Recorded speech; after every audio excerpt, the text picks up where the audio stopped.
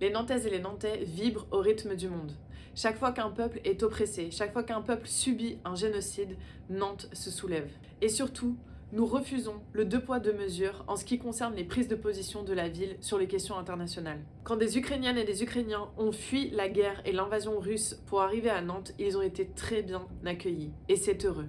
En revanche, on cherche encore des gestes équivalents pour les Palestiniennes et les Palestiniens. De la même façon, Nantes est la ville qui accueille le plus de Soudanaises et de Soudanais exilés.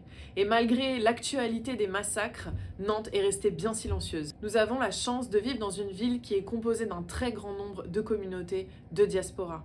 Les Bretons hier et encore aujourd'hui, les Portugais venus pour l'industrie locale, les Algériens au lendemain de la guerre venus reconstruire la ville et le chemin, les Roms et les Marocains pour le travail dans les champs, les Turcs dans le bâtiment, mais on pense aussi aux personnes du Congo, de Guinée, du Sénégal. Nous voulons reconnaître et donner une place à toutes ces communautés, à toutes ces diasporas, qu'elles orientent les actions de coopération internationale et de solidarité internationale. Parce que si une grande partie